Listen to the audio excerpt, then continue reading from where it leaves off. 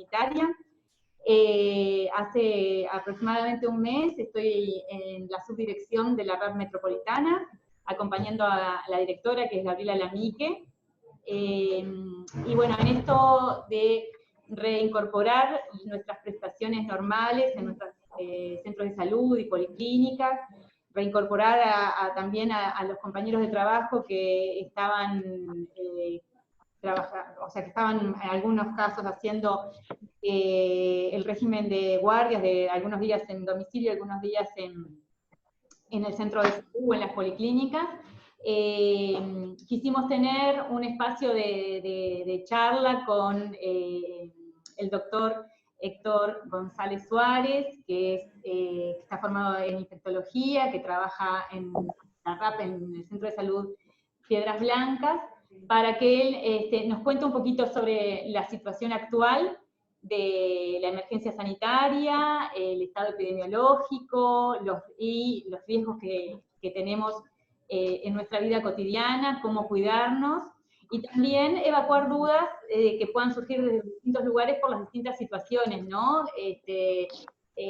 Compañeros que están trabajando capaz que en espacios más cerrados y con menos espacio, y con menos posibilidad de guardar distancia física entre sus puestos de trabajo, otros compañeros que trabajan en contacto directo con los usuarios, con los pacientes, que tienen que tener otras precauciones en su trabajo. Y bueno, de eso se trataba este encuentro, y Héctor preparó una presentación como para orientar el desarrollo de este encuentro, y por supuesto un espacio para que se planteen las dudas.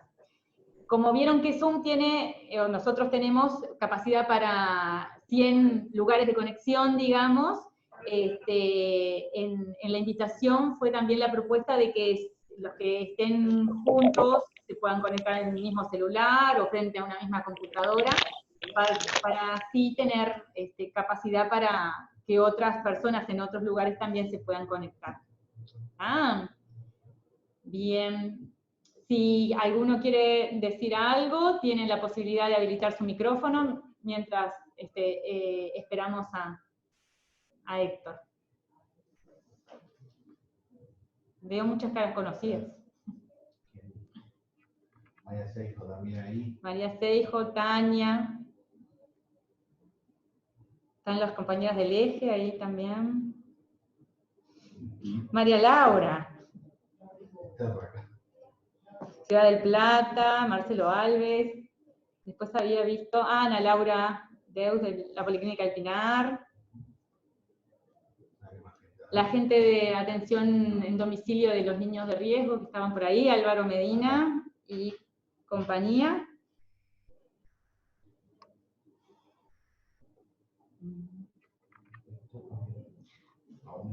Nos falta nuestro invitado de honor. Estamos esperando.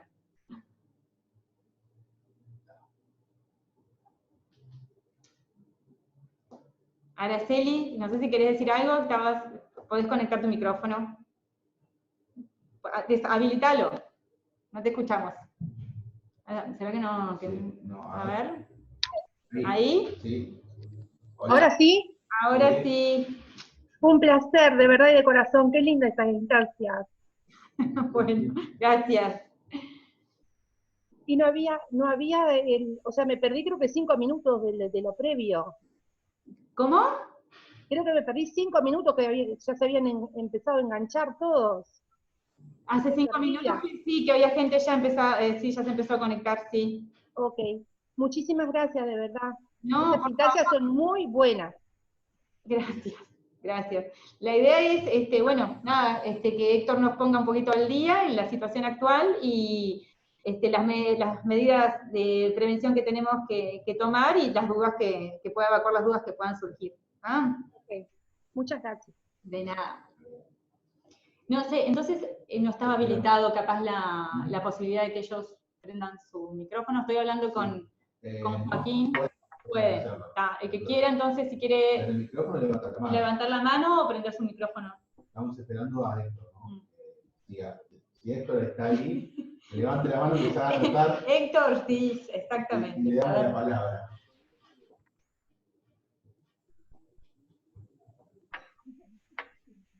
Algunas, la Policlínica Villa Farré, por ejemplo, que veo a María Laura por ahí, ¿el eje empezaron esta semana? ¿O María Laura estás en otro lado? No, yo estoy, ¿cómo andan a todos? Villa Farré va a empezar el 1 de junio, la semana esa. Yo estoy cumpliendo mis funciones desde el día de la pandemia en el Centro de Salud Jardines.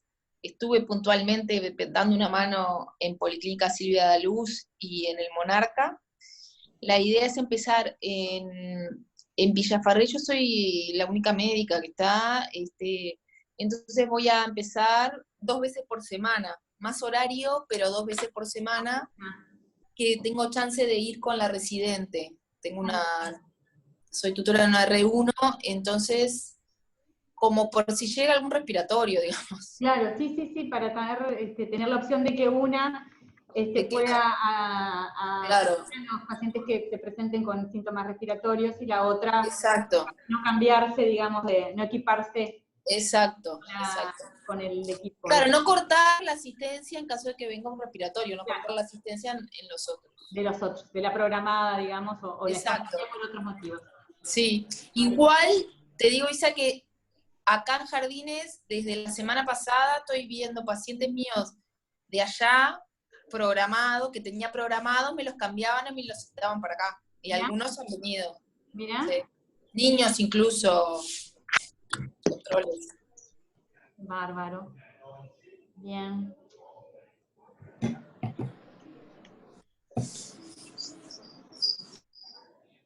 Isa, si querés te cuento un poquito. El eje abrió este martes. Ahí te veo. Hola. No sabía dónde. Héctor, Sí, dale, sí, contanos. no, esto que el eje abrió este martes, ya con todo el horario completo y demás. ¿Ya? Sí, todos los técnicos, excepto la otra médica. En realidad estoy sola como médica. Porque la otra Entonces, dentro de la está ¿no? Sí. Entonces, estamos, digamos, adaptándonos y por ahora pacientes respiratorios no estamos viendo acá. Ahí está. Bien, ¿y los pueden derivar a otro lugar o pueden programar una visita? Sí, derivamos a otro lugar y además tomamos los datos y yo, por ejemplo, ayer resolví 2 consultas telefónicas respiratorios. Bárbaro, qué bueno. Así que, y después probablemente la doctora Cabrera haga las consultas telefónicas de los respiratorios en su domicilio. Se está implementando ese sistema. Bien. Así que la semana que viene ya capaz que tenemos eso resuelto también. Ah, perfecto. Bueno, les presento, se acaba de incorporar acá el doctor Pablo Paniza. Buenas tardes.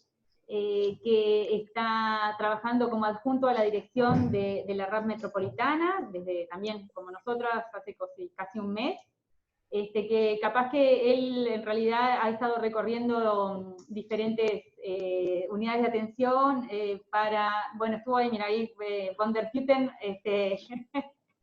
asiente con la cabeza porque estuvo en Jardines, viendo las posibilidades de adecuar las instalaciones para este momento que estamos viviendo de emergencia sanitaria.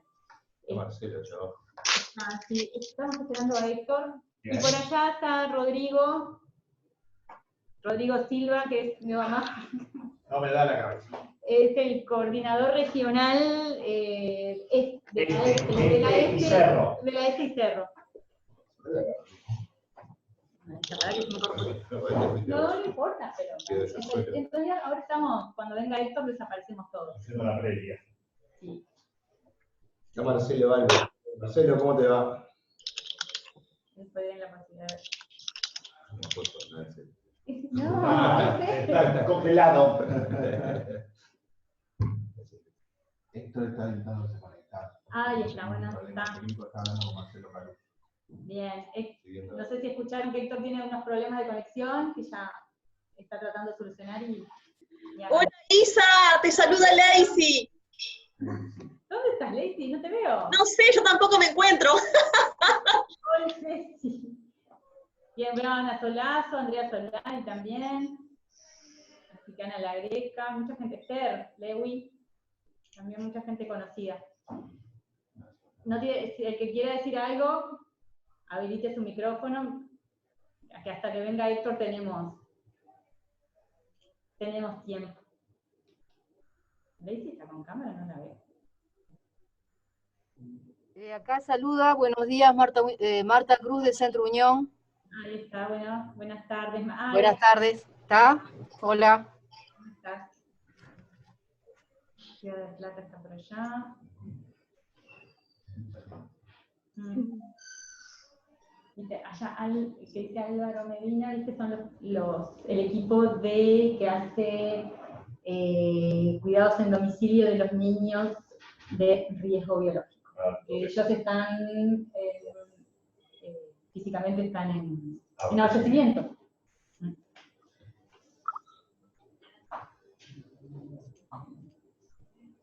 Pues para que hay más gente. A ver. Acá me aparecen los videos.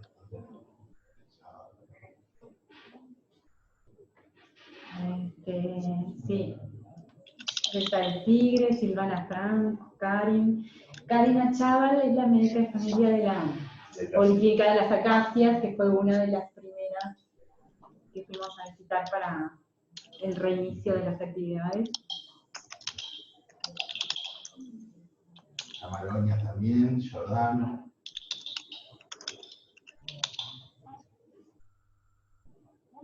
Clavó. Está lleno de gente.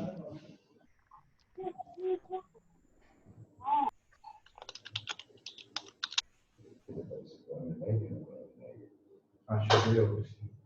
Yo creo que sí. Porque después se van a congelar y esperamos a Héctor un poquito. Sí, seguimos esperando un poquito más. Esperamos a Héctor y Están en clave 1. Sí.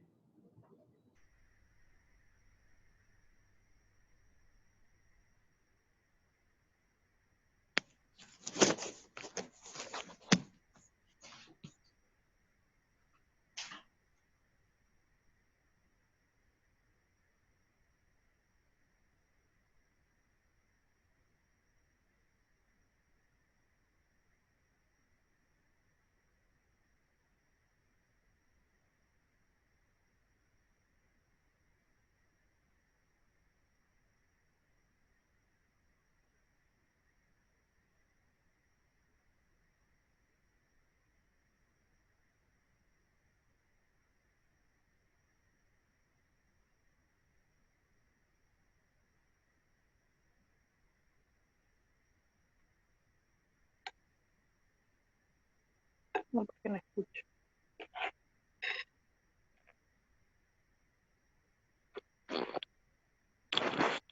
Ahí vos sí.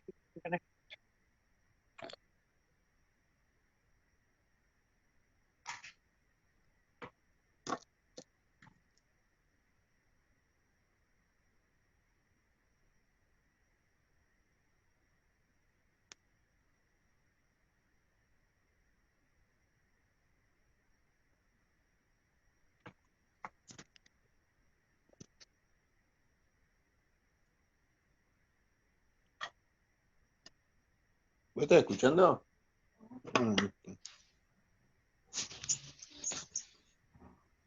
Vamos a ver. Te Sí, te escuchamos, Roberto, Andrés.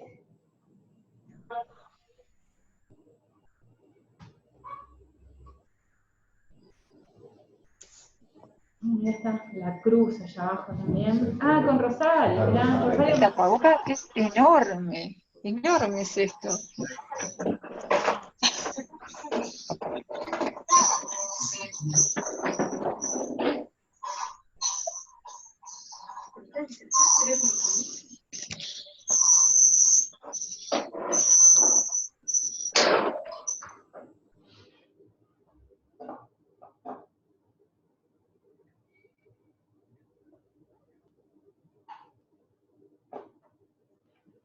Será para, viste que hay un límite de personas que se pueden conectar. Sí, pero no hemos vamos- pasado ni ese límite. No, No. 73. Porque eso habría que... Yo ayer hablé le mandé un mensaje a Patricia para preguntarle si estaba todo cámara, todo, y me dijo que sí. Piedras blancas tuvo un zoom ayer.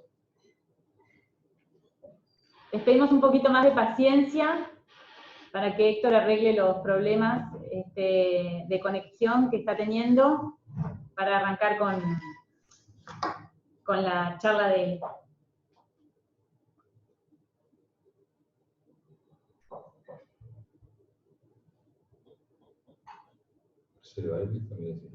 Sí. También trabajaba de la mano, los dos trabajan. ¿Sí?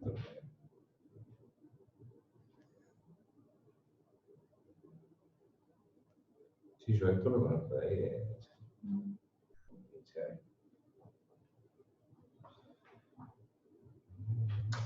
A ver, capaz que te pido el mouse para pasar para allá a ver quién más está. Sí, sí, está bien. Cada uno se comunica y ajuste. Sí, sí. Porque sabemos de algunos, la dimensión de grupo tiene un núcleo grande. Las dimensiones no ponen cada. Capaz que mientras seguimos esperando a Héctor, alguna de las otras policlínicas, así como María Laura contó, María Laura contó que van a empezar el 1 de junio, pero la compañera del eje contó cómo se están arreglando con el tema de respiratorios y no respiratorios. Si alguna otra, por ejemplo el autódromo, que vi que está por ahí, o capaz que Maroñas, que está en La Greca, quiere comentar algo. A ver, Ana. ¿Podés ahí? Ahí.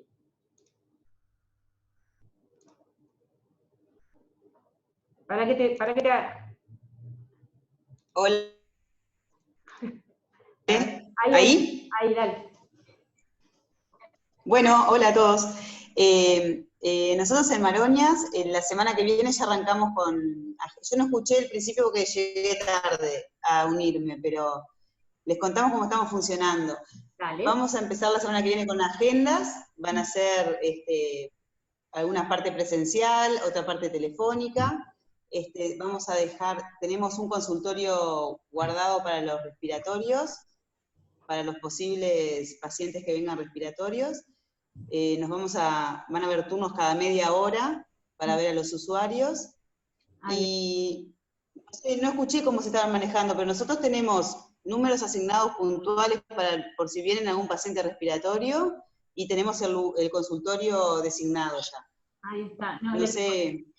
Contaron del eje que en realidad que están abriendo todos los días, pero claro, ahí en un centro de salud hay varios médicos y médicas trabajando a la vez. Ella como médica está sola en esta policlínica, en realidad atiende los no respiratorios y después ha resuelto los respiratorios llamándolos después y viendo... Nosotros, bien, acá en realidad somos 2 médicos generales y 2 médicas de familia y comunidad, y cada uno tiene en su día la posibilidad de ver respiratorios, pero dentro de a ver, como van llegando. Claro. ¿Se entiende lo que quiero decir? Sí. Dependiendo de la gravedad de la sintomatología, se los atiende, esperan en un lugar apartado, alejado, con distancia óptima, dentro de lo que se pueda, y vamos a empezar así. Si tenemos después un pool de respiratorios muy grandes, cambiaremos la dinámica. Bien. En principio, van a venir espontáneos y los vamos a atender el médico que esté en ese lugar reservado. Bien, bárbaro. ¿Está Héctor ya? Estaba Piedra Blanca conectado, apareció ahí. Bárbaro. Estoy. Bien, bien, Héctor. Tuvimos algún problemita técnico. Bueno, ya hicimos toda la introducción. Tremenda introducción. Dijimos cuál es la idea de hoy, de que nos cuentes un poco cómo estamos actualmente, y de las medidas de precaución que tenemos que tener en nuestro trabajo y evacuar las dudas que surjan, ¿verdad? Eso es Walter que Walter tira eso.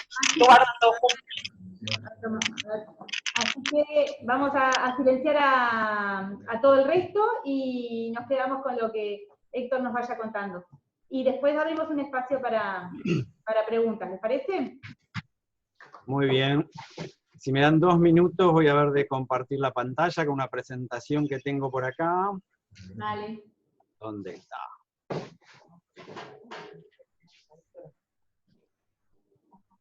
Acá. No, esto no es, denme 2 segundos. ¿Por qué no la veo? Está complicado hoy el asunto.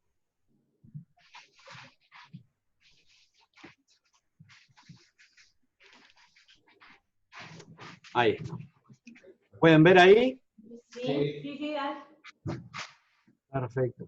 Bueno, la idea de hoy es conversar un poquito acerca del cobicho, el COVID-19, ver algunas de lo que hemos aprendido en este tiempo y ver las estrategias de cuidado personal para enfrentarnos a esta infección nueva. Bueno, se ve que tenemos sistemas diferentes porque esto se descompaginó todo. La idea de esto era... Qué lindo te quedó. No escucha nada, bueno. Era una línea del tiempo con los meses. Bueno, después le puedo dejar la presentación. Se ve que hay que comprar Windows y no usar estos gratis porque nos complican. Pero bueno, en diciembre en China empezaron a reportar de que había una neumonía con un germen que no teníamos identificado, que algunas eran severas. La OMS hace el primer comunicado al principio de enero. En la segunda y tercera semana de enero se identifica el novel coronavirus, que se le dio en ese momento el nCoV, se lo nombró así, se lo secuenció y empezaron a aparecer los primeros tests. En febrero la OMS vio que tenía una homología muy similar al coronavirus que provoca el síndrome de agudo de respuesta sistémica, el SARS, que tiene una homología de 80%, entonces esto le puso SARS-CoV-2, y a la enfermedad que provoca la llama COVID-19, Coronavirus Disease de 2019. A mitad de febrero también ya había más casos de la infección fuera de China, y en marzo, bueno, empiezan a aparecer, empezó en España, a aparecer en febrero, en marzo empieza en Argentina, el 11 de marzo se declara la pandemia, y el 13 de marzo nosotros tuvimos nuestros primeros casos. ¿Y qué más ha pasado en estos pocos meses? Bueno, ha habido, si ustedes conocen esta página de la Clinical Trials Gov, ahí ven todos los estudios clínicos que están registrados. A la fecha de cuando yo bajé esto, había más de 1.040.000 estudios registrados, ya sea de diagnóstico, de tratamiento, de pronóstico, para buscar o generar información sobre este coronavirus. También en este tiempo hemos aprendido la fisiopatología y las fases de la enfermedad en muy corto tiempo. Hemos rescatado viejas drogas que las hemos traído a usar para esto, buscando usos probables en esta enfermedad para tratar a aquellos pacientes, sobre todo graves. Hemos también aprendido diversas estrategias de atención a los pacientes, las videoconsultas, como este dibujito. Y también hemos tenido que ver en otros países, no tanto en el nuestro, los equipos de protección personal, el mal uso de ellos, la escasez a veces en el personal de salud. Y todo esto para prepararnos para atender un poco mejor a nuestros usuarios, ¿no? Algunas características rápidas así sobre el coronavirus. Bueno, hay varios coronavirus que ya producían infección en los humanos. Los resfríos que a veces tenemos en estas épocas eran muchos producidos por coronavirus. Fue por eso que al principio puede haber algún error en los diagnósticos que tuvimos en el país. Es un virus ARN que tiene una envoltura lipídica, y lo importante de esta envoltura lipídica es que uno lo puede saponificar esos lípidos con el jabón cuando se lava las manos, o destruir esa envoltura también con el alcohol. Y lo otro que es, este virus no produce neuraminidasa, por lo tanto, el oseltamivir no sirve para tratar a este tipo de pacientes. El oseltamivir nosotros los hemos escuchado, y seguramente todos ustedes también, se usa a veces en el CTI porque al no haber a veces diagnóstico y que puede haber una concomitancia con una gripe estacional, bueno, se le pone el oseltamivir. Este es un virus entonces que hemos aprendido que tiene un periodo de incubación de hasta 14 días, con un promedio que va entre 5 y 7, o sea, luego de la exposición, al quinto o séptimo día ya vamos a desarrollar síntomas, aunque algunos lo pueden desarrollar un poco más tarde lo que los desarrollan, ¿verdad? El reservorio es en animales, y hubo una transmisión primero del animal al hombre, y ahora sabemos que hay transmisión interhumana. La transmisión interhumana es a través de contacto, por las gotitas que expelemos cuando hablamos, gritamos, estornudamos o tosemos, contacto directo, o contacto indirecto cuando tomamos contactos con las superficies o áreas que estas gotitas cayeron y después nosotros nos pasamos, tocamos y nos llevamos las manos a la cara, a las mucosas, ¿no? Esto es cómo se transmite el coronavirus, es lo que hablábamos. Es mayoritariamente una transmisión por contacto. Si bien hay una transmisión aérea, la transmisión aérea es sobre todo cuando se generan aerosoles, en aquellas maniobras que generan aerosoles. Esto ya es contacto directo por las gotitas, porque estamos cerca, y por eso las recomendaciones del distanciamiento, o ese contacto indirecto del que hablábamos. Esto para ponerlos un poquito al día, esto es actualizado ayer de tarde. En el mundo, perdón, en el mundo hay reportados, allá, vieron que tosí bien, ¿no? Me cubrí con el codo. En el mundo hay más de 5 millones de pacientes confirmados con una letalidad que anda en más de 330.000 muertos. Acá son números, valores absolutos de casos acumulados, ¿no? A veces así es difícil comparar entre un país y otro y cómo estamos, ¿no? Y a veces nos ponemos que nos va bien, que nos va mal. Y hoy con Marcelo Alves, que es un colega que trabaja conmigo en el militar, nos tomamos el trabajito de dividir la cantidad de casos entre la población del país y multiplicarlo por 100.000, para hacer una tasa por 100.000 habitantes. Seguramente si hay alguien que sepa de esto, me va a decir las barrabasadas que estás haciendo, porque bueno, estamos comparando tiempos de inicios diferentes de la infección, pero para tener idea y poder comparar, ¿no? Nosotros estamos teniendo una tasa, una razón de 22 casos cada 100.000 habitantes, Estados Unidos está teniendo cerca de 500 cada 100.000 habitantes, España 200, Brasil también se subió, Chile duplicó, pero nosotros estamos teniendo una tasa de 200. Seguramente esta no es la forma de medirlo, porque hay que comparar con iguales periodos de duración. Si nos agarra de vuelta, como decía un epidemiólogo, nos va a decir que estamos haciendo cualquier cosa, pero para comparar nos sirve. Y también para ver que nosotros tenemos una baja incidencia, ¿no?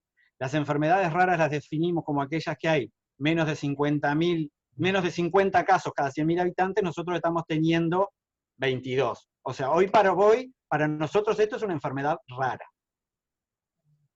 Estos son los datos del país al día de ayer. Tenemos un total, vieron que yo calculé esta tasa sobre este total de 746, que son los casos acumulados desde marzo hasta ahora. Hoy activos, según el informe del SINADE, que lo pueden ver en la página, hay 138 activos. O sea, 138 dividido en los 3 millones y algo, es una enfermedad rara.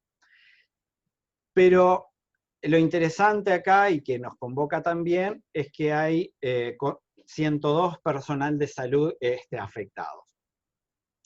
Sin duda, este personal de salud, muchos fueron de al principio de la epidemia, estaban muchos vinculados con sus licencias, que venían de vacaciones, del exterior, algunos también habían ido al casamiento famoso, y ayer o antes de ayer se reportaron 2 casos en personal de salud en Artigas, pero tampoco fue personal de salud que estuviera asistiendo a personas con coronavirus que lo hayan adquirido de esa forma. Esto lo pueden ver también en la aplicación, si ustedes la tienen, los números de casos nuevos por día, podemos ver ahí cómo viene descendiendo desde el 13 de marzo hasta ahora, a pesar de que el número de test realizados viene aumentando, y esta es nuestra curva al día de hoy. Aquello de aplanar la curva que hablamos en algún momento desde también esta videoconferencia, bueno, parece que lo estamos teniendo. Y la convocatoria de hoy era para ver de cómo nos cuidamos nosotros. Y el 15 de mayo, hace unos días atrás, la RAP sacó un comunicado que decía, y acá me cambió los colores y todo, que la orientación general que la RAP tiene una orientación general, es hacia la prevención de los contagios, y que había 2 estrategias para esto, ¿no? Evitar las aglomeraciones, tanto de usuarios como de funcionarios, y el uso de elementos de protección personal.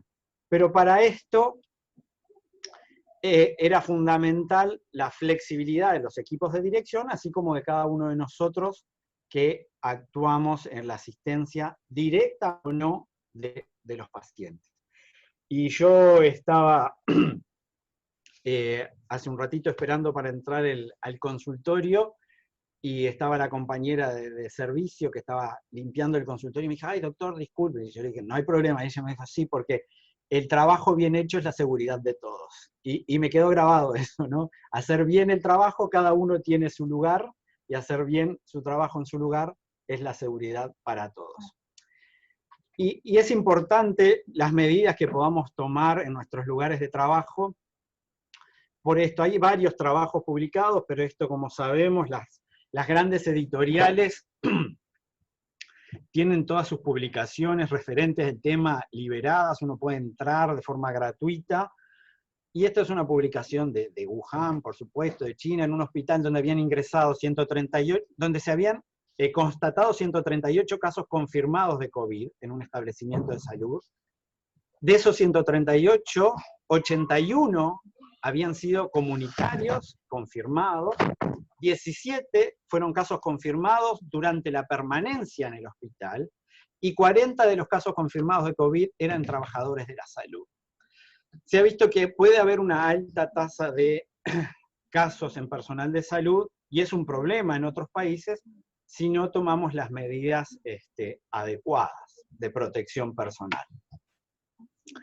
Recordando, como siempre, las medidas estándar de protección personal, que son aquellas conjunto de prácticas que nosotros hacemos cuando nos acercamos a cuidar al paciente, sin importar qué estado infeccioso tenga, ¿no? Yo me enfrento a un paciente y habitualmente no voy a examinar una boca si no me pongo un guante, no voy a examinar una piel si tampoco me pongo un guante, y bueno, yo valoro lo que tiene el paciente, ¿no?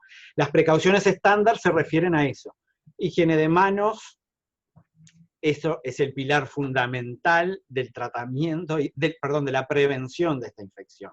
Como decía, esta es una infección principalmente que se transmite por contacto. Entonces, la higiene de manos es fundamental.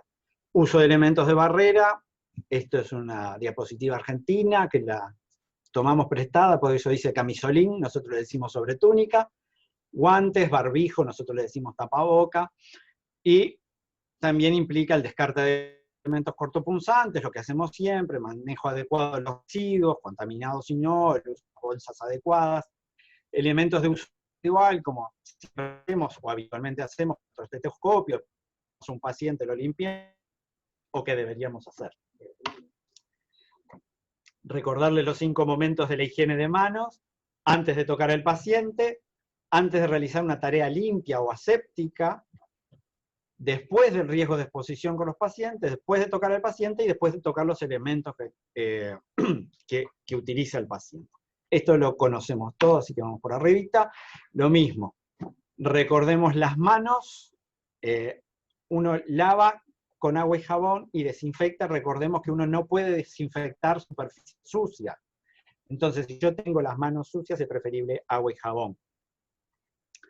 pero está bien el uso de alcohol en gel o el alcohol al 70% entre un paciente y otro si no hay elementos evidentes de suciedad en las manos. Entonces vamos a meternos ahora más de lleno con los equipos de protección personal, que es lo que nos interesa hoy. Lo que vamos a hablar está en el Protocolo de Condiciones y Medio Ambiente de Trabajo, de medidas de protección del Ministerio de Salud. Abajo ustedes tienen el enlace donde pueden encontrarlo, la página del Ministerio, pero yo también les puse acá arriba, es la página de la OPS, la Organización Panamericana de la Salud, que los criterios son básicamente los mismos. La OPS, los CDC, recomiendan lo mismo que está recomendando el Ministerio y que hemos adoptado nosotros, ¿no?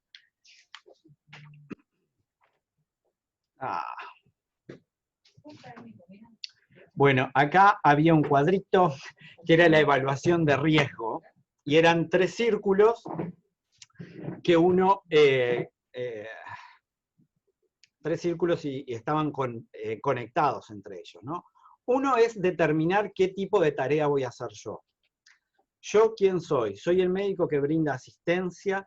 ¿Soy el administrativo que da día y hora? ¿Soy la persona que despacha medicamentos en farmacia? ¿Soy el auxiliar de servicio que me encargo de la higiene del centro? ¿Soy el médico de urgencia que va a intubar? Uno tiene que posicionarse en su lugar para poder ver qué equipo o qué medida de protección personal debe usar.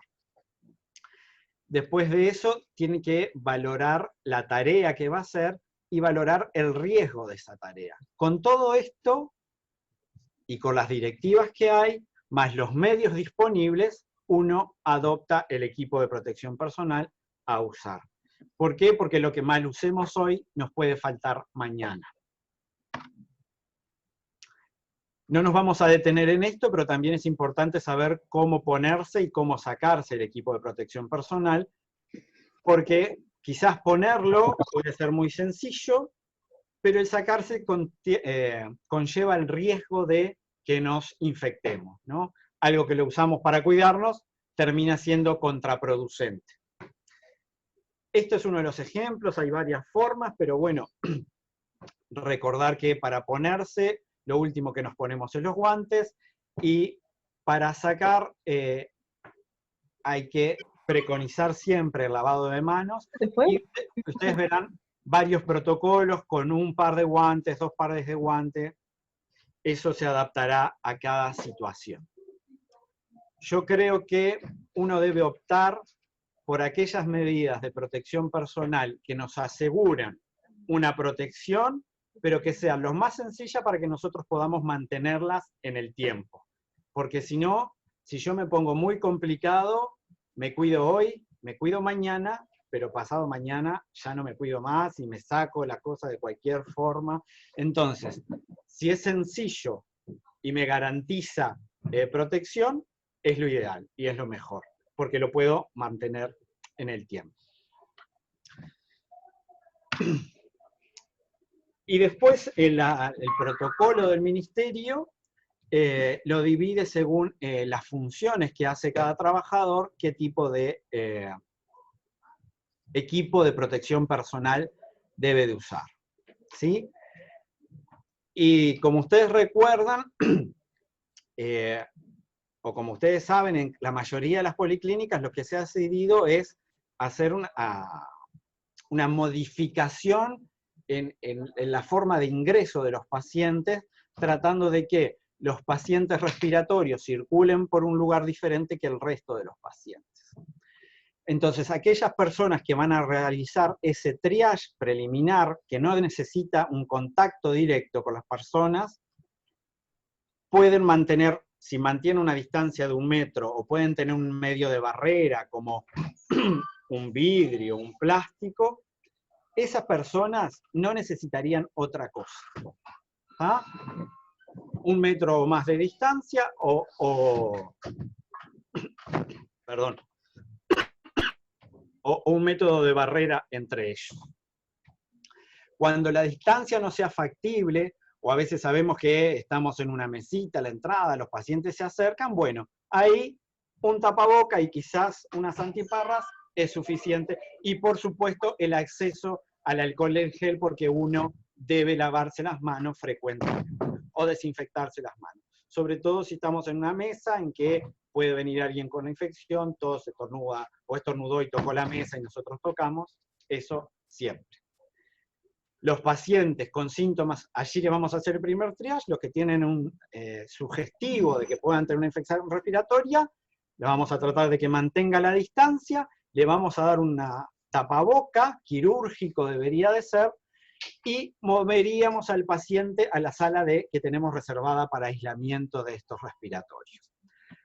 De no ser posible, de no tener una sala de aislamiento, estos pacientes deberían de estar con una distancia de por lo menos 1 metro del resto de los que están esperando. Y de vuelta, higiene de manos. Pacientes sin síntomas respiratorios, las recomendaciones del ministerio es que todos usen barbijo, estos pueden usar los artesanales y esperar en la sala de siempre, y también la insistencia del lavado de manos. ¿Qué hacemos en los lugares de las policlínicas de atención ambulatoria? Bueno, después de este primer triage, los respiratorios van a pasar a un segundo triage. Y las recomendaciones son básicamente lo mismo, ¿no? Si uno puede mantener la distancia, y si no, y si uno tiene que examinar, ahora lo vamos a ver. Estas son las instalaciones, el screening triage, la sala de espera, esto es lo mismo. No nos vamos a detener ahí.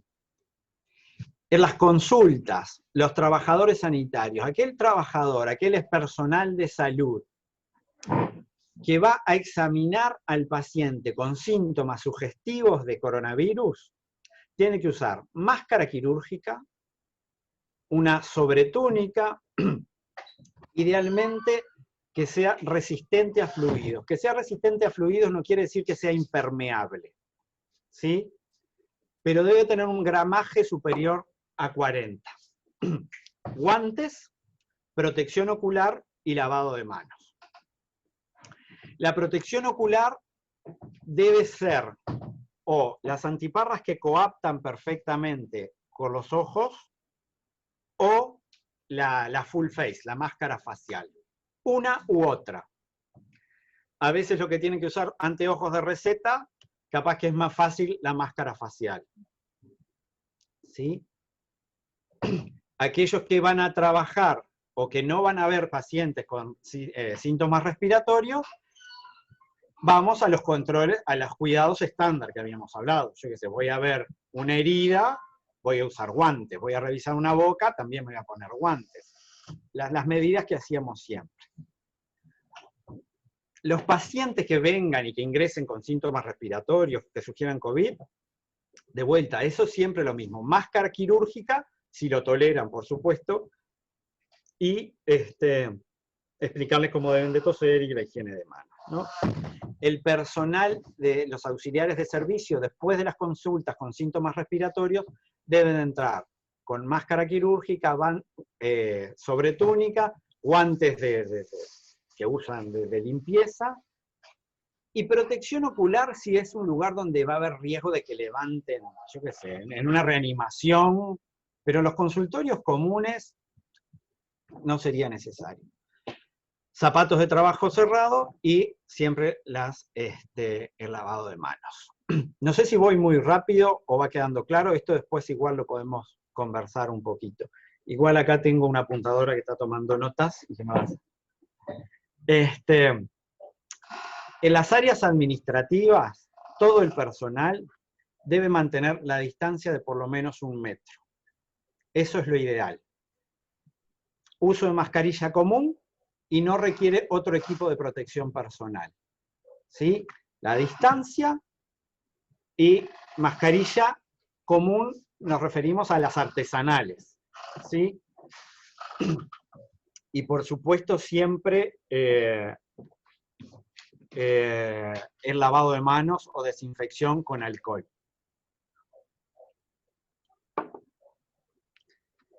toda aquella medida de barrera que pueda ayudar en el trabajo, si hay una separación, la máscara facial si alguno lo quiere usar, porque se considera que en su lugar de trabajo son muchos y lo quiere usar, está bien.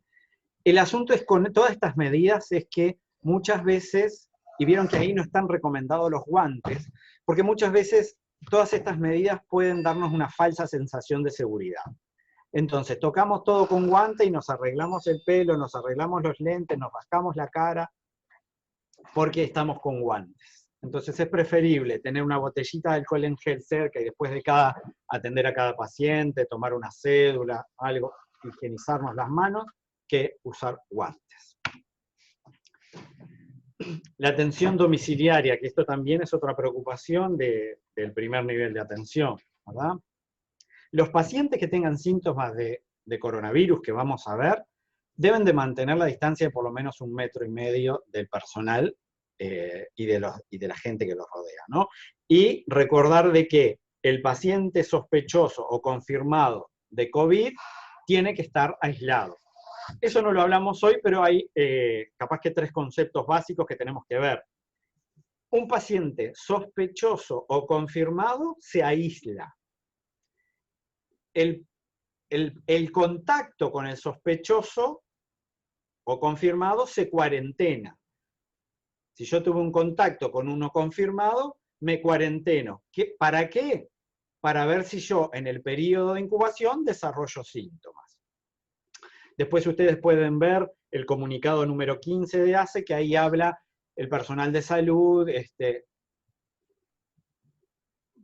No escucho si me están hablando. Veo que alguien me habla, pero no escuché.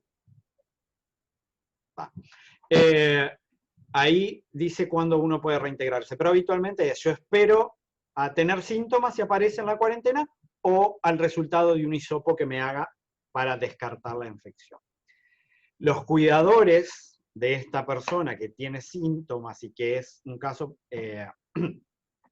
confirmado, si no tienen que tener un cuidado estrecho con la persona, o sea, la persona que está enferma es autoválida, y la podemos encerrar en un cuarto con mucho amor, mucho cariño y fainá por abajo de la puerta, mantenemos la distancia, usamos máscara quirúrgica si nos tenemos que acercar y la higiene de manos. Aquel cuidador que tenga que brindar una atención directa al paciente, bueno, debe usar máscara quirúrgica, guantes y una sobretúnica. Y el personal de salud que va a ver a estas personas, máscara quirúrgica, sobretúnica, guantes y protección ocular.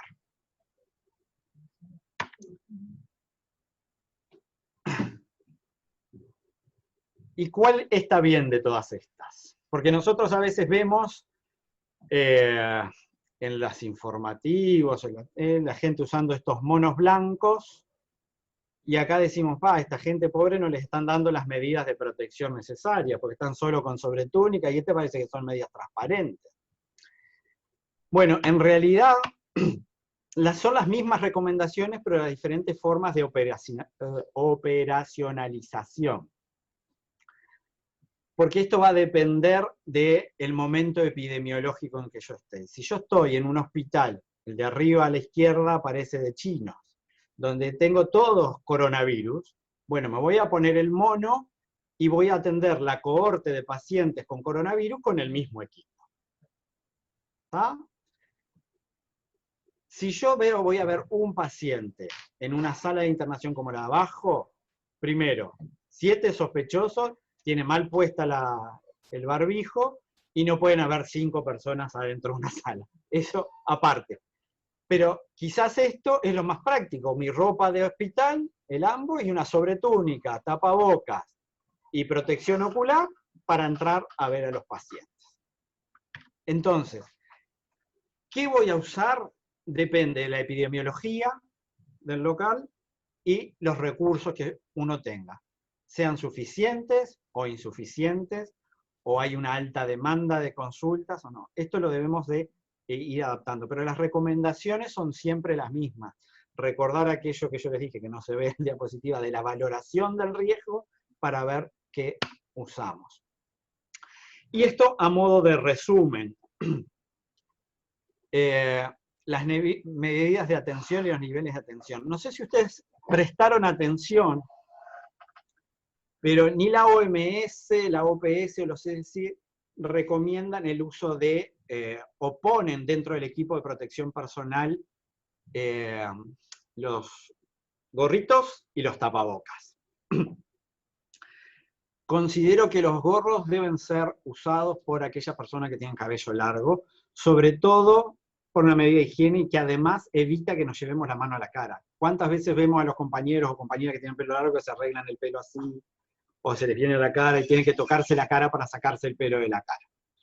Entonces, como ayudante a esto. Y los zapatones, no hay evidencia de que podamos contagiarnos por el virus que lo pisamos. Además, si lo pisamos, lo vamos matando. Para comentar esto, ¿no? Y para que vean que la OPS recomienda el uso de sobretúnicas. Yo creo que la túnica es mucho más accesible, más amigable con la tarea que nosotros hacemos, y que nos permite otras movilidades. El ponerse un mono capaz que es fácil, es lindo y es muy top, muy chic. Pero sacarse el mono es mucho más complicado que sacarse una túnica, y conlleva mucho más riesgo. Y lo otro que tenemos que recordar, que esto es una infección que se transmite por contacto, sobre todo con las mucosas, y que esto no es ébola, ¿sí? No cualquier fluido del paciente nos va a contagiar, no que me caiga un poquito en la piel me va a contagiar, ¿sí? Yo tomo las medidas de lavarme las manos y no tocarme la cara, va a estar bien. Entonces, en el triage preliminar, higiene de manos, tapabocas. Si vemos que los pacientes están muy próximos, que no lo podemos distanciar, bueno, quizás la protección ocular también pueda agregarse.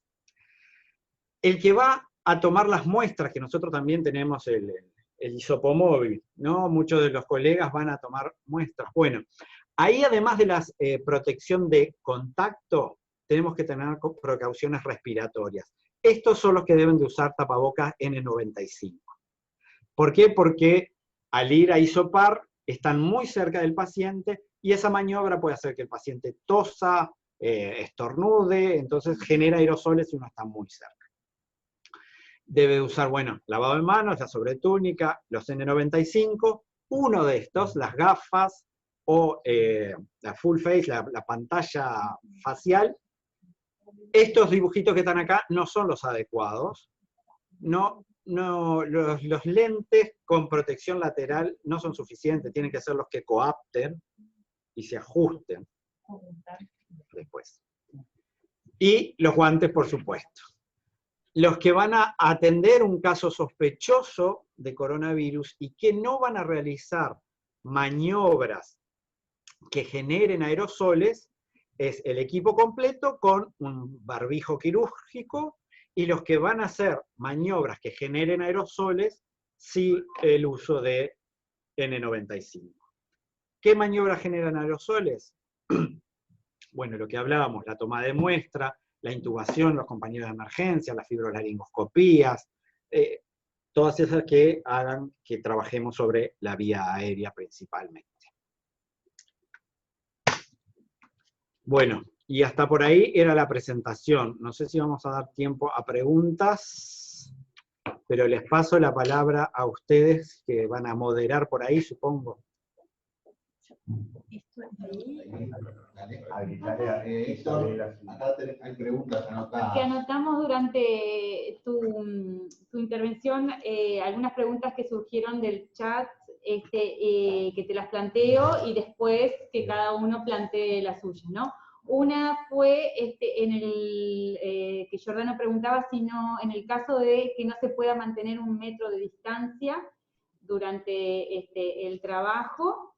Y la otra es, o sea, ¿qué protección podemos tener cuando no es posible mantener 1 metro más de distancia entre las personas? Y la otra es con respecto a la atención de la embarazada, en que parteras, médicas, de familia, ginecólogas, se acercan a la embarazada para medir la altura uterina y escuchar los latidos fetales. Entonces ahí la pregunta era sobre el tipo de tapabocas, si era el quirúrgico u otro tipo. Esas son las dos que anotamos del chat. Bueno, empezamos por, creo que es la más fácil, que es la de los ginecólogos, o de las parteras.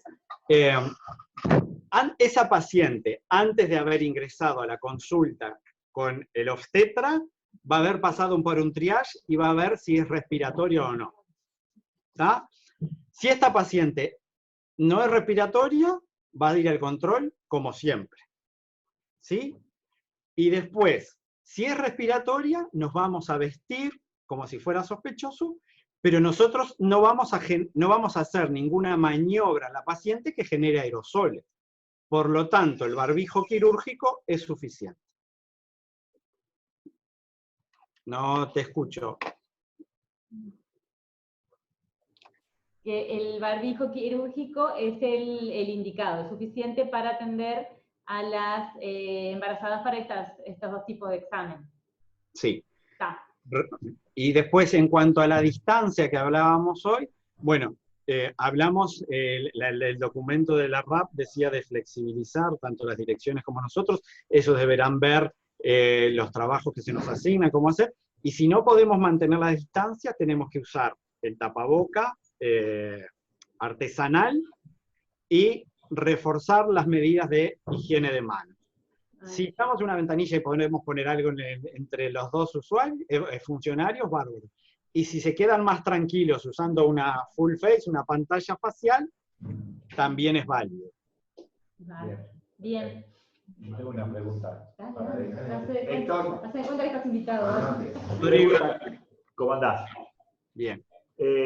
¿Cuál es el tiempo que tenemos cuando se asiste un usuario en un área? ¿Cuál es el tiempo que se deja para que el sitio se ventile? ¿Un consultorio o un área cerrada? Buena pregunta. A ver que hay algún ruidito por ahí. El tiempo de ventilación, me dijiste, Rodrigo. ¿Cómo? ¿Perdona? Tiempo de ventilación. Tiempo de ventilación del área, así es. 15 minutos, 5, 2, 20, porque hemos oído de todo esto. Eso dependerá de varias cosas, como todo. ¿Qué es lo que estamos viendo? Si yo estoy en un área que no estoy viendo respiratorio, es la limpieza de siempre, ventilar un poco, listo.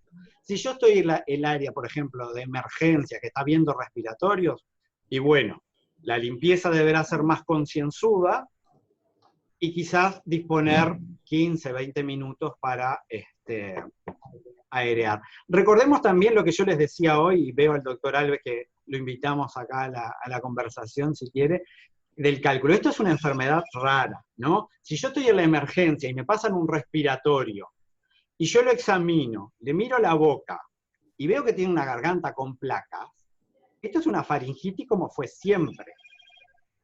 ¿Ah? Y quizás ahí yo puedo ver al otro sin mayores cambios que los guantes, por supuesto, ¿verdad? Pero si yo viene otro paciente, que viene con fiebre de hace un par de días, que le falta el aire, y que además no huele y no siente los sabores, bueno, tiene toda la chance de que sea un cobicho. Entonces, uno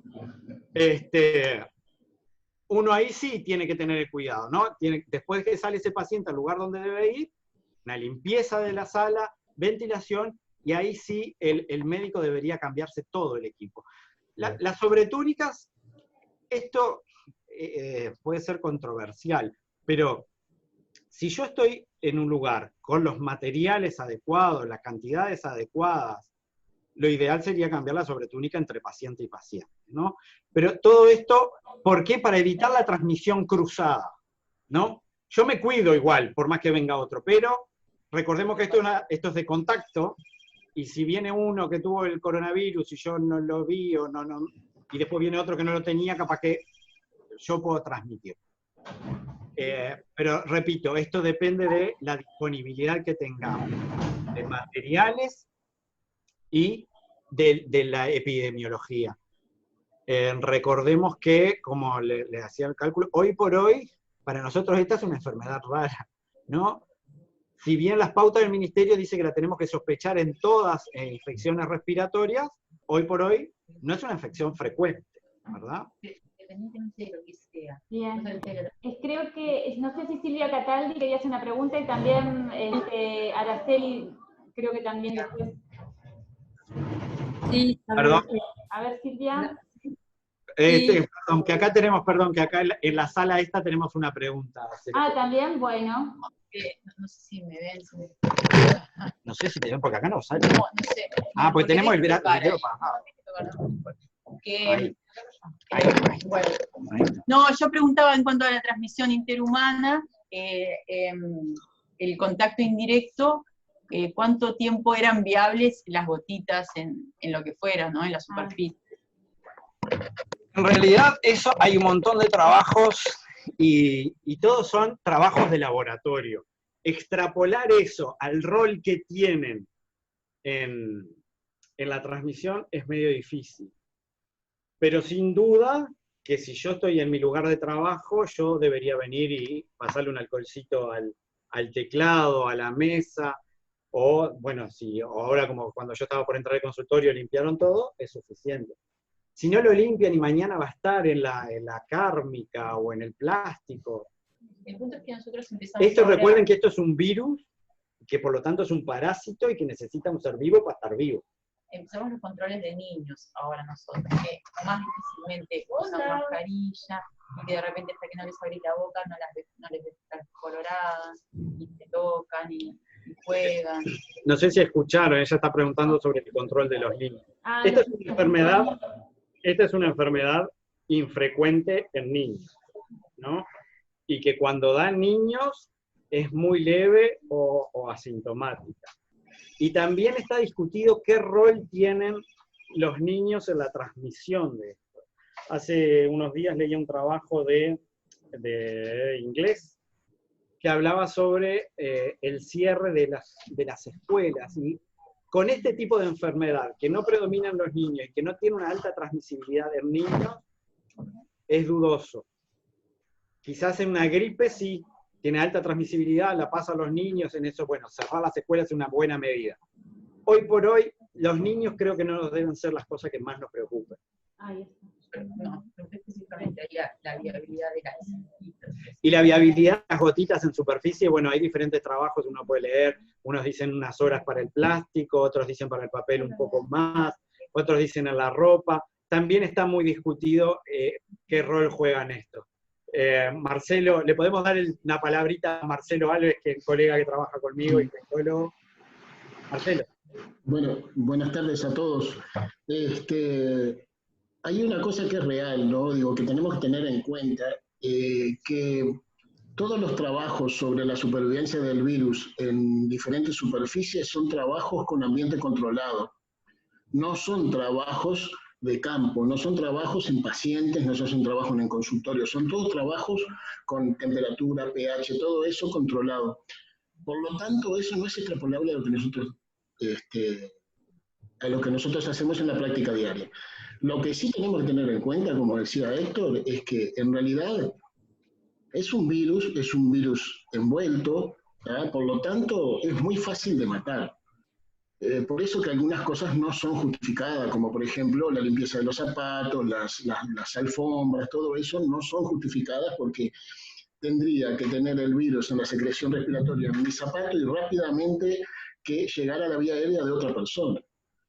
Entonces, en realidad, se han sacado muchos trabajos. Hay un webinar muy interesante que a mí me gustaría que todo el mundo lo viera, que trata sobre la generación es de la SADI, la Sociedad Argentina de Infectología, y ese es sobre la generación de datos, la generación de evidencia en la era del COVID.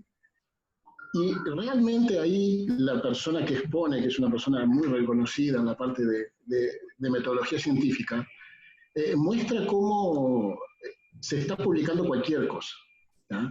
Pero no cualquier cosa porque esté mal, cualquier cosa porque está fuera de contexto y se quiere aplicar en el contexto de la práctica clínica cosas que son en ambientes controlados. Uno de ellos son justamente la parte de la supervivencia del virus. Recién preguntaban sobre cuánto ventilar. Es más difícil de sacar una tuberculosis que el coronavirus. O sea que si yo ventilo igual que ventilo después de un paciente tuberculoso, ya está bien. ¿Tá? Hay un trabajo muy interesante, varios trabajos que miden la persistencia del COVID en el aire. Y se ve que en el 60% de los lugares donde hubieron pacientes con COVID, es positivo las ventilaciones, es positivo los ductos. Pero sin embargo, eso no se asocia con un aumento de la transmisibilidad en el personal de salud. Entonces, creo que hay muchos trabajos que están relacionados con un afán de conocer, un afán de tratar de ser el primero en tener la noticia y la peor, ¿ya? Entonces, yo creo que tenemos que ser muy criteriosos a la hora de elegir qué vamos a darle importancia y qué no le vamos a dar importancia. Esto no deja de ser un virus, no deja de ser una infección respiratoria. A mí me pareció increíble que describieran síntomas como como anosmia, como síntomas cutáneos. No sabemos que los virus respiratorios dan esa clase de síntomas. Por ahí había una pediatra. La pediatra lo sabe desde que decidió hacer medicina. Entonces, hay que tener mucho cuidado con eso. Y el último aporte es, hasta el día de ayer, hay 4,9 cada 100.000 habitantes de casos activos, que son los que nos van a contagiar y los que nos preocupan. O sea que nosotros, para tener una probabilidad de cruzarnos con un coronavirus que nos pueda contagiar, es 1 cada 20.000 pacientes. Yo creo que con esas cifras tenemos que bajar un poquito la pelota al piso y darnos cuenta de que en Uruguay, como decía Héctor, el coronavirus es una enfermedad rara. Gracias. Bien, gracias, Marcelo. Silvia Cataldi, que andaba por ahí levantando la mano, y Araceli. ¿Te escuchamos, Silvia? Sí, ¿qué tal? Buenas tardes. Es bien cortito lo mío. Yo quería saber de qué manera se va a implementar la policlínica de neumología. Yo trabajo en diferentes centros, en 7 centros, y los criterios son un poco diferentes en los diferentes lugares. Entonces, un poco, a ver, Héctor o alguno de los integrantes ahí de la mesa, a ver de qué manera podemos hacer para organizar la policlínica de neumología. Sí. Si lo vamos a hacer como una policlínica más, como pacientes crónicos con cuadros respiratorios, o triage como sospechosos de COVID. Esa es mi duda. Bien. Muchas gracias. Silvia, en el caso de las policlínicas de especialistas focales, digamos, la orientación para la agenda es de espaciar los pacientes, es decir, uno cada media hora, citarlos a la hora exacta, es decir, que el ticket que le dan para tu consulta, que diga la hora en que se debe presentar y no la hora en que comienza la policlínica en general, en que comienza la agenda en general. Y después, esto que planteas de, claro, de que si el paciente tiene síntomas respiratorios nuevos, diríamos, o síntomas infecciosos, debería, al llegar al centro de salud, como se le pregunta si tiene síntomas, pasar al triage 2, digamos, que ya no es triage, porque en realidad es la consulta del paciente respiratorio, y ahí atenderse, ¿no? En el caso de tus pacientes, como que estarían, o sea, sería ese día de la semana que vos estás en ese centro de salud, quizás se presente alguno de los tuyos que tenga síntomas nuevos, y ahí y tendría que ir por el otro lado, ¿no? Por el lado donde se le pone el tapabocas quirúrgico, se lo dirige hacia el consultorio donde ese día se están viendo los pacientes con síntomas respiratorios, y calculo que deberían avisarte a ti, porque si es un paciente tuyo, para que vos estés enterada que presentó algún síntoma nuevo o lo que sea. En realidad eso es bastante, va a ser bastante artesanal, dependiendo de las características del centro de salud en que vayas a desempeñarte ese día. porque no en todos los lugares tienen las mismas instalaciones y la misma organización del trabajo. La organización se está adecuando a los recursos de cada centro. Pero lo podemos conversar, Silvia, si querés, después vemos bien en los centros que estás y con los directores de esos centros a ver cómo se puede organizar tu consulta en especial, que es bastante especial para justamente en esta época. ¿Te parece? Sí, quizás ahí yo creo que lo que tú decís, esto es particular de la especialidad de la doctora, que sí puede ser que tenga mayor riesgo, pero también la mayoría de las consultas de ella van a ser pacientes crónicos con enfermedades crónicas. Quizás lo que habría que tener es un interrogatorio estructurado para poder ella, antes de hacer procedimiento, tener una buena idea de si esto es sospechoso o no de coronavirus para las medidas a tomar. Y después adecuación al área física de donde esté desempeñando las funciones. Pero me parece que capaz que lo podríamos así juntarnos algún día y conversarlo más. Porque es muy específico de su especialidad, capaz. Claro, sí. Sí, lo conversamos contigo, Silvia, ¿te parece? Y con el asesoramiento de Héctor para ver cómo se puede organizar. Y Araceli, no sé si tenía una pregunta. Bien, bárbaro.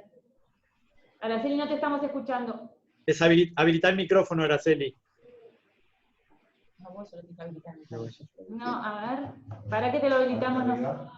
Ahí ya está. Te lo habilitamos nosotros. ¿Está? Ahí podés, dale. Ahí se lo deshabilitar. Dale. No. Está bloqueado. Pará, Araceli, no toques nada. Estoy bloqueada. Ahora. Araceli me enseña. Dale. Ahí. Ahora sí se escucha. Sí. Muchísimas gracias, doctor González, y muchísimas gracias al otro colega, el doctor Alves. Brillante lo que fue la exposición y todo, pero seguimos con la misma inquietud. Yo trabajo en Puerta, en jardines, y el problemita que estábamos teniendo, que a posteriori la hermosa visita del doctor Paniza, que fue bárbara también, muchas gracias, de verdad, gracias. ¿Cómo estás? Todo precioso. Lo que seguimos es en la misma tesitura.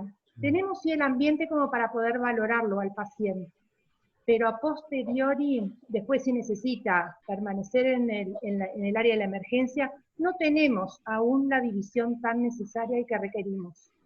Si bien es una enfermedad rara, tenemos que seguir teniendo los cuidados de todo. Y usted, doctor Paniza, tuvo la oportunidad de ver cómo es la logística dentro de la puerta, que no están dadas las condiciones para poder seguir el periodo de aislamiento.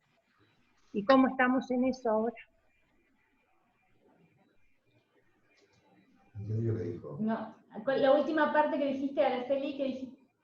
¿Cómo vamos a solucionar eso? De poder dividir bien dónde está lo respiratorio y lo no respiratorio, a posteriori la primera valoración. Hemos hecho, ¿cómo andan? Buenas tardes para todos, para ti y para los que se agregaron ahora. Estamos haciendo un relevamiento de las 6 puertas. Hoy se están solicitando los contenedores y los sistemas de video apertura de las puertas con los intercomunicadores para los 6 centros y los contenedores para la sala de espera. Por ahora eso es lo que vamos a hacer para hacer una división en ese triage inicial de pacientes respiratorios y no respiratorios. Cada puerta es diferente, cada puerta tiene dimensiones adentro y afuera para poner un contenedor. En un primer momento lo que se va a hacer es eso, más las medidas de circulación que Héctor y Marcelo, sobre todo Héctor, plantearon ahora en este encuentro que tuvimos. Como decía Héctor muy claramente, no es un ébola, no es el paciente que lo tenemos que llevar en una burbuja, sí tenemos que tener medidas de precaución y sobre todo con determinados pacientes. Nos vamos a adecuar a los recursos que tenemos y tomando las medidas que tenemos y conociendo la realidad de Uruguay hoy, de la circulación, de la carga viral que hay realmente, de lo que hablaba Marcelo Alves, de qué tipo de enfermedad es. Porque miedo hay en la población, miedo hay en los enfermeros y miedo hay en los médicos. Muchas veces miedos infundados. Y con eso también tenemos que trabajar. Entonces, dentro de todo eso, la recorrida que hicimos con los regionales de la RAP, estuvimos conversando, hasta hace un rato estuvimos con algunos jefes de centro, reviendo el tema de qué tipo de medida, qué contenedor, qué lugar hay, qué cosas tenemos que hacer para poner ese contenedor. Por ejemplo, en jardines tenemos que tirar un muro abajo, ¿tá? Para poner el contenedor al lado de la puerta. Y eso lleva a tener que hablar con el vecino es el MIDES. Lo comento como para que tengan una idea de todo lo que hay que hacer. Ilustrar una situación. No es solo traigo un camión con un contenedor y lo pongo en la puerta. Ese contenedor hay que dotarlo de agua, de luz, de aire acondicionado. Muchas cosas ya vienen en el contenedor, pero otras cosas va a ser poner el contenedor y después que nuestro personal le conecte el agua, porque ese contenedor que, por ejemplo, va a ser sala de espera, tiene que tener un baño. Porque si el paciente respiratorio quiere ir al baño, no lo podemos meter al centro, a que vaya al baño del centro, porque no tendría sentido. Cosas como esas. Okay. Muchísimas gracias. Después está también, una vez que el paciente, donde entra al centro, las medidas de contención que tiene que tener para hacer un circuito donde contamine lo menos posible. No es el problema el pasaje, como decía el doctor González, de un paciente que le ponemos que es respiratorio, que le ponemos tapaboca y lo conducimos a un lugar, sino un lugar donde va a estar esperando o siendo atendido, que no se junte con otros pacientes que no sean respiratorios. No sé si era por ahí el tema de la respuesta de si sirvió. Y por supuesto que esto va a ser ir ajustando. Ahora estamos con muy poca cantidad de pacientes y muy poca cantidad de casos por día. Como sabemos todos, según cómo evolucione, esto puede seguir así, puede mejorar o puede empeorar en pocos días. Si empeora en pocos días, tendremos que tomar medidas más relevantes, más cantidad de salas de espera, más lugares. Tenemos que ir inventando cosas. Muy bien, muchas gracias. Por favor. ¿Alguna otra pregunta? Vieron que abajo, en donde dice reacciones, pueden levantar la mano por si no los vemos, que están haciendo seña para hacer una pregunta. Ah, hay más en el chat, ¿no? Hay más preguntas. A ver, que ni los vimos. Hola. Hay una que dice cada cuánto hay que cambiarse el tapabocas quirúrgico en atención en pacientes supuestamente no respiratorios. Ahí está. Supuestamente los tapabocas quirúrgicos son de uso único. Ahora, en periodos de escasez hablamos o de reutilización, que se procesan de alguna forma, sobre todo los N95, de estos no, o de uso extendido. ¿Ah? Lo que se recomienda es sobre todo el uso extendido más que la reutilización y esterilización de algunos materiales, ¿no? Pero el tapabocas, una vez que se humedece o lo vemos sucio, hay que descartarlo. ¿No? No hay un tiempo, yo no le puedo decir, pero yo que sé, veo que se ensució con algo o está húmedo de mi respiración, hay que cambiarlo. ¿Ah? Bien. Después hay otra que pregunta Germán sobre la atención a los niños con síntomas respiratorios ahora que se viene la alta temporada de iras y bronquiolitis.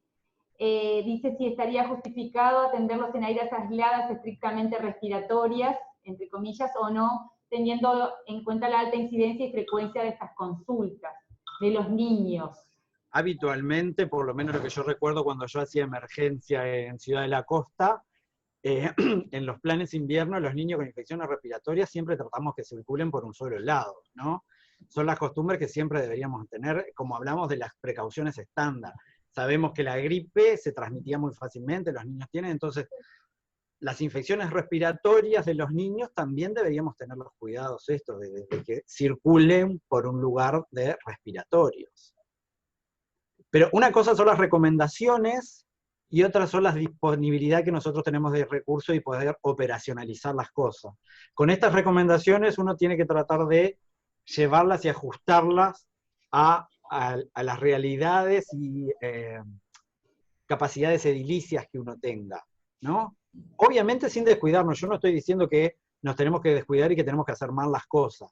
Tenemos que ser flexibles, como decía la nota de la RAP del 15 de mayo. Bien. Sandra levantó la mano. Sandra, bueno. Le damos la palabra. Sí. Ahí lo tenés, el participante le habilitas el micrófono. ¿A dónde? Ahí, participante. No lo veo. Ahí, parate arriba, Sandra, participante. Ah, acá. Sandra, tenés la palabra. ¿Será? A ver. No. Acá hay una pregunta del Centro Salud La Costa, parece. Dice, A ver, sí. ¿se debe cambiar el equipo de protección personal entre paciente y paciente en el consultorio respiratorio? ¿Entre paciente y paciente se debe limpiar el consultorio respiratorio?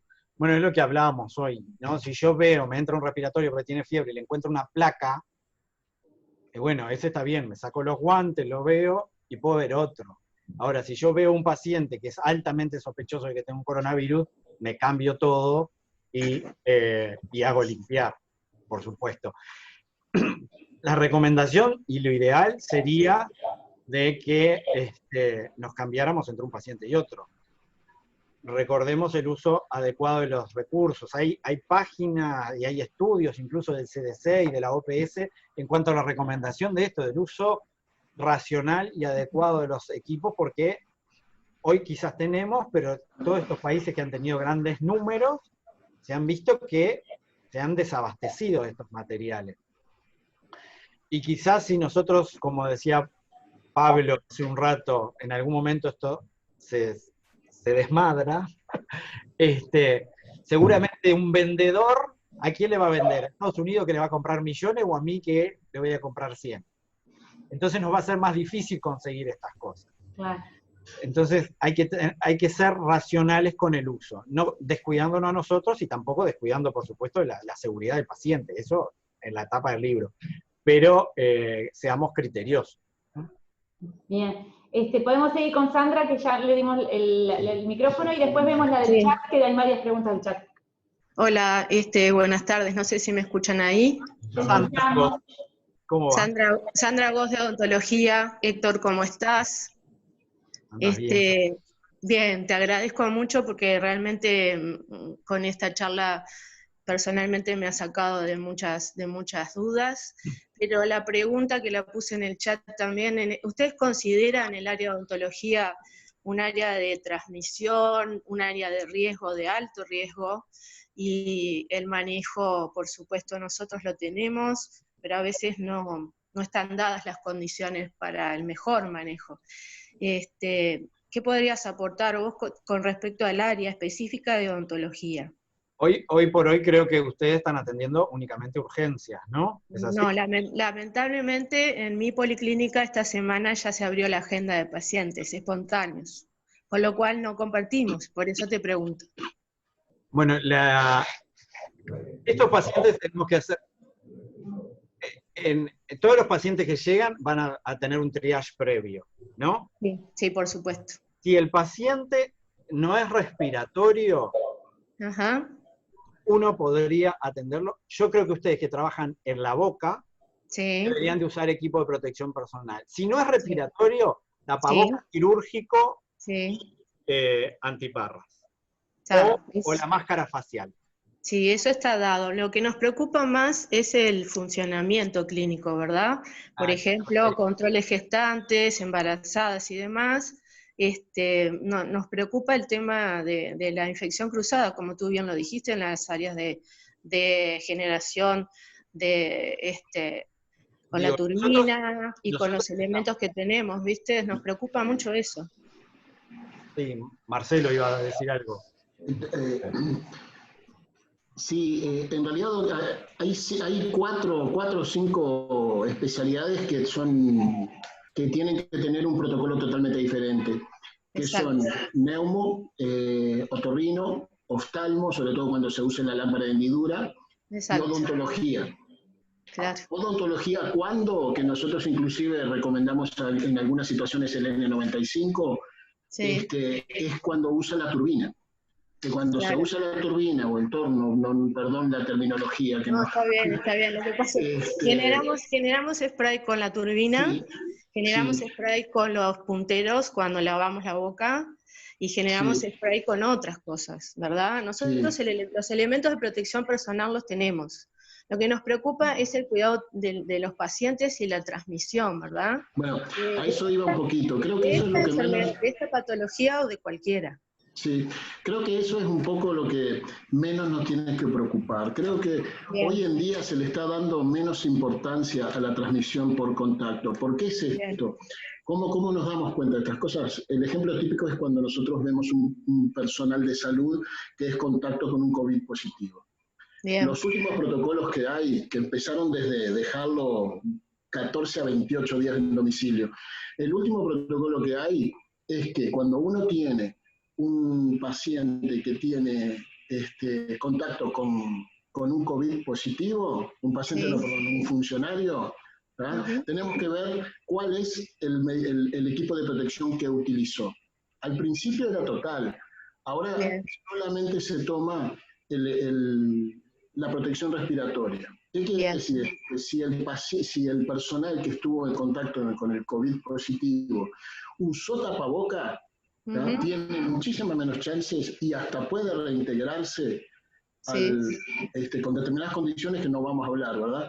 Está bien, perfecto, las conocemos. Pero con si no usó tapaboca, no se va a poder reintegrar nunca. ¿Y qué quiere decir esto? De que no le están dando mucha importancia a la sobretúnica, solamente a los guantes, que lo tiene que usar solo, y a los tapabocas. Bien. Entonces creo que lo más importante en la odontología no es tanto la transmisión cruzada, sino es la transmisión respiratoria. Claro, la infección respiratoria. ¿Y Sí, ustedes están de acuerdo con la si circulación y la apertura de agendas en este momento de la emergencia sanitaria en odontología? No son directivas nuestras. Esto es una directiva del ministerio y nosotros yo no me incluyo, no formo parte de la dirección de la RAP.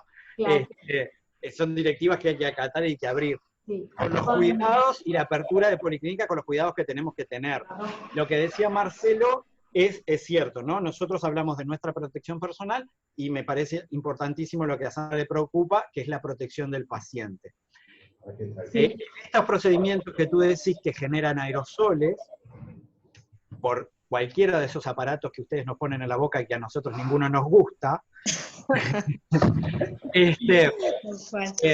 se puede hacer después es una limpieza del sillón, hipoclorito, pasar y listo. Bien. Entre paciente y paciente. Bien. La mesada y ya está. El paciente va a ir a sentarse ahí y después va a salir. Y en todo caso la pomela de la puerta. Bien. Pero en realidad, si generamos aerosoles, y que es cierto, a veces salimos todos bañados cuando vamos al dentista, quizás limpiar el respaldo, que es donde está la cara del paciente, pañito o alcohol al 70, o difusión de hipoclorito. Eso nosotros lo tenemos incorporado ya, como siempre. Ustedes, por eso hablábamos hoy, al principio yo nombraba las medidas estándar. Ahí está. Para nosotros hay cosas que son estándar y ustedes las hacen siempre, y bueno, está bien, y es perfecto, y las tenemos que seguir haciendo, y tenemos que agregar alguna otra, como es el cuidado personal del técnico. Bien. Ustedes ya tenían otras medidas para cuidar al paciente de no agarrar infecciones. Perdón que está Rodrigo, que es odontólogo también por ahí. Adiós, Sandra. Hola, Sandra. Hola, mucho gusto. No sé si sos la única que hay. Sí, en este momento creo que soy la única colega, pero bueno, me interesa compartirlo con todos los colegas si podemos. Decirte que por lejos somos los que más riesgo tenemos de todas las áreas, por lejos. ¿No? Nosotros recién hoy hicimos la pauta que tiene un cuadrito al final de qué debemos hacer, en cuánto tiempo y con qué cosas. Esto recién les llega a los centros el lunes para que lo charlen con ustedes, pero contempla esto y muchas cosas que vos has dicho ya. Perfecto. Héctor, una de las cosas que no se estaba recomendando No sé si... Dale, Marcelo. Una de las cosas que no se estaba recomendando era, como habían planteado al principio, de recubrir las conexiones, ya sea eléctricas o conexiones de presión, con nylon. Que habían salido al principio unas directivas en donde se recubrían todo con nylon. Se sabe que hoy con una limpieza con alcohol 70 alcanza y no es necesario, y después si no tenés que limpiar desinfectar esas coberturas, y es más una complicación que algo efectivo. Sí, es un gran aporte, porque nosotros estábamos cubriendo con nylon y esta semana lo sacamos para limpiar con alcohol. A través de spray también. Es más práctico la pistola. Pero, no, perdón.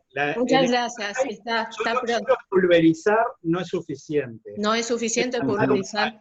No, porque yo pulverizo y las gotas caen en algún lado y no cubren toda la superficie. Pulverizar y paño. Pulverizo si quiero y después paso un paño en las Así que, Héctor, lo que se refieren ellas son esas que muchas veces son en espiral, que son difíciles de pasar. Vamos a tratar de leer las preguntas que están en el chat, que son un montón, a ver si les podemos dar respuesta. Bueno, les agradezco a todos por la valoración de odontología, que es un tema que iba quedando un poquito para atrás y lo entendemos, no es la prioridad quizás, pero bueno, estamos ahí trabajando. Está bien. Muchas gracias. Desde el Tal Tigre preguntan, ¿se puede atender a pacientes con y sin síntomas respiratorios en un mismo consultorio? No es la idea, ¿no? Hoy por hoy no es la idea. Exacto. Capaz que atiendo los no respiratorios al principio y después se va y entro a los respiratorios y después que se vayan los limpios. Pero no es la idea. La idea es hacer esa división. Bien. Debería tener todos los centros. Dice, exacto lo que planteó la doctora, deberían tener todos los centros el mismo criterio. Yo trabajo en 2 centros, en uno me dan tapabocas quirúrgico para la atención, en el otro no. La propuesta, la orientación es que los integrantes del equipo de salud que trabajan atendiendo pacientes usen tapabocas quirúrgico. Y los que trabajan, como dijo Héctor, en la farmacia, o sea, que no tienen contacto directo examinando a los pacientes, pueden usar el tapabocas del tipo artesanal, casero, que es de té. Y después viene que dice, ¿cada cuánto tiempo hay que cambiarse el tapabocas? Ya lo dijo. Con las medidas de equipos de protección personal básicas, adecuadas, las distancias, el lavado de manos, guantes y dado el comienzo. No, eso era lo de Fermán, que estaba de los niños, que ya lo dijo. Y acá del Pinar dicen, ¿y quién lo va a atender y limpiar? ¿En qué horario va a funcionar? ¿Y cómo va a retirar la medicación que se le entregan? Son cosas que también tienen que tener en cuenta. Sí, en los lugares donde se atienden los usuarios con síntomas respiratorios, hay que organizar tanto la ida a la farmacia, que puede ser que se lo vaya a buscar otra persona, que se lo vaya a buscar en enfermería o quien pueda, para evitar que esa persona, digamos, se aglomere o se mezcle con otras en la sala de espera o en la cola de la farmacia. Ahora lo que no entiendo es quién lo va a limpiar. Supongo que será el consultorio, que es el auxiliar de limpieza. Después, Marcelo ahí había detectado que COVID-19 vamos a padecer todos en algún momento. Lo importante es no padecerlo todos a la vez.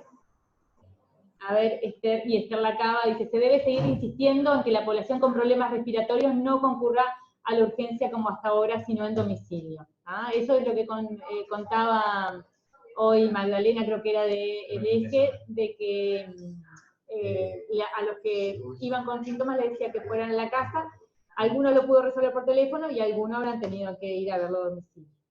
Después, se debe cambiar el equipo de protección personal entre paciente y paciente en consultorio respiratorio, y entre paciente y paciente se debe limpiar el consultorio respiratorio. Yo creo que ya lo dijo Héctor, pero si querés repetir esto, Héctor, que capaz que es lo que genera más dudas. Perdón, me perdí que estaba leyendo otra pregunta. Ah, ¿Cuál era la pregunta? ¿Me dijiste? se debe cambiar el equipo de protección personal entre paciente y paciente en consultorio respiratorio y entre paciente y paciente se debe limpiar el consultorio. Las recomendaciones serían cambiarse todo el equipo. El asunto es, de vuelta, circunstancias y posibilidades. Y de vuelta les repito, nosotros antes cuando hacíamos, yo hace años que no hago emergencia, pero hacía emergencia, yo me ponía sobre túnica para ver una garganta roja, o para ver una garganta con placas, o un dolor de oídos, todo eso entran como síntomas respiratorios. Si yo veo esto y descarto que esto sea un COVID, yo seguramente lo que voy a hacer es sacarme los guantes, quizás el tapaboca, si no estoy haciendo uso prolongado del mismo, y desinfectar el estetoscopio con lo que lo oculté, y puedo quedarme con la sobretúnica. Ahora sí, entra un paciente que está con disnea, está febril, no huele y perdió el gusto, bueno, si ruge y tiene melena, no es un perro. Entonces, con eso debemos de tener, ahí sí, yo me cambiaría todo y haría una limpieza del consultorio. Bien. Acá hay otra parecida. Sin duda, es una buena práctica aumentar la frecuencia de la limpieza. Ahí está. ¿No? Capaz que ponerlo entre paciente y paciente es casi que una misión imposible. Pero sí, si limpiábamos 2 veces por turno, limpiar 4. No sé. Sí es una buena práctica. Y después una de Gabriela Pascual, pediatra, que dice, ¿sería adecuado reutilizar la bata en pacientes respiratorios que sospechamos que no es cocos o no catalogados como COVID? Creo que es lo que decías. Lo que hablamos recién. Sí. Las medidas de seguridad no están garantizadas, como dice la odontóloga, y se abrieron las agendas sin importar nada. ¿Qué hacemos? Sí, las medidas de seguridad no están garantizadas, como dice la odontóloga, y se abrieron las agendas sin importar nada. ¿Qué hacemos? Bueno, lo de la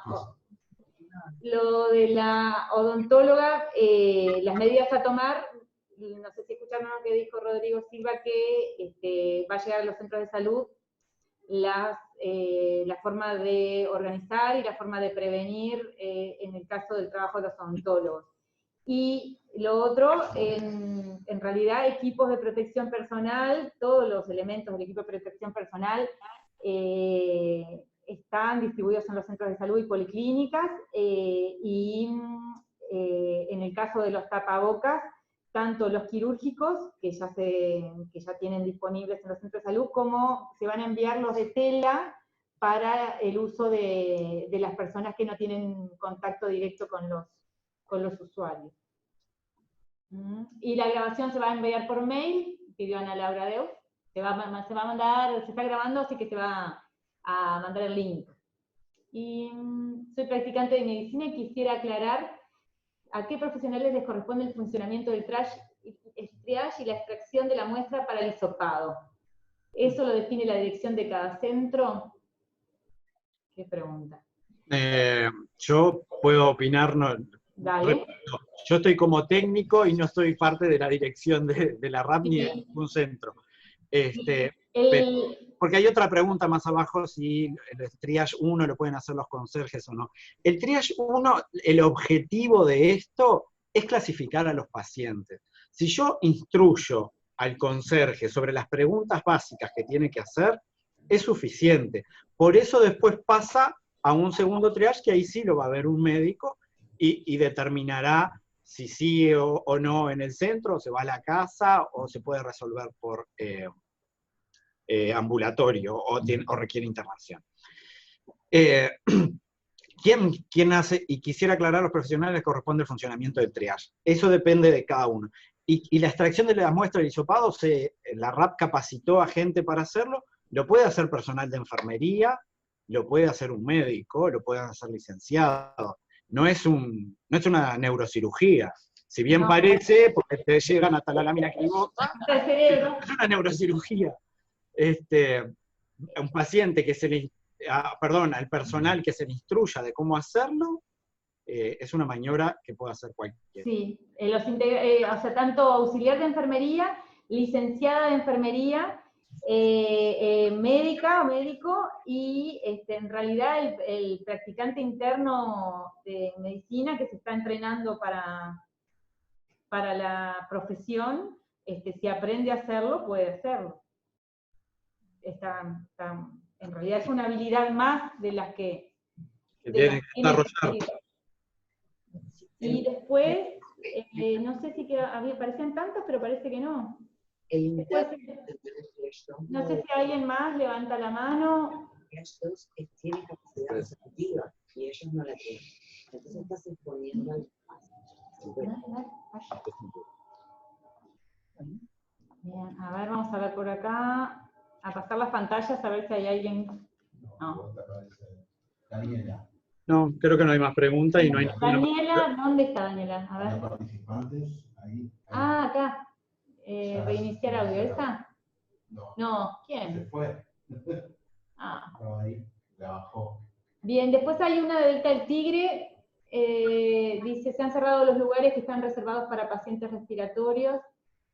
Bien, lo hablamos con Delta del Tigre especialmente porque no se entiende bien lo que quiere decir. En Delta, en realidad estuvimos hace 1 o 2 semanas en Ciudad del Plata, en el centro de salud, no estuvimos en las policlínicas descentralizadas del centro de salud, así que no conocemos la situación in situ de esas policlínicas, pero en el centro de salud se estaban haciendo las adecuaciones para separar pacientes respiratorios de no respiratorios.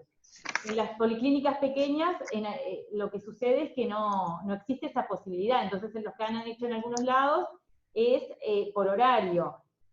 De 8 a 10 consultas de usuarios no respiratorios y de 10 a 12, supongamos, se atienden los pacientes con síntomas respiratorios. Es difícil organizar y depende de la respuesta o de cuán acostumbrada esté esa comunidad para respetar horarios de organización de la consulta y todo eso, pero es como la vía para solucionar la escasez de consultorios en algunos lugares que son muy pequeños. Bien, ¿alguna pregunta más? Héctor o Marcelo, que quieran hacer alguna declaración final. Final por hoy. No, yo solamente felicitar esta actividad. Parece un juicio, es un juicio. Claro. Estas actividades son las que desmitifican un poco y las que les sacan el miedo a esto, que en realidad cada vez que tenemos más conocimiento vemos que, no queda bien decirlo porque lo dijo Trump, pero no es una gripe más, pero anda ahí. Bolsonaro, era una gripeciña, decía. Gripeciña era de Bolsonaro. Bueno, entonces, no, y de lo que quedó pendiente es lo de la consulta de neumología con Cataldi y con Héctor como referente de la RAP en esta materia, ver cómo se puede organizar, y después la consulta del Delta del Tigre que vemos como con la gente de allí. Hay más preguntas. ¿Hay más preguntas? ¿Dónde? Abajo. ¡Ay, 8 nuevos mensajes! No. A ver.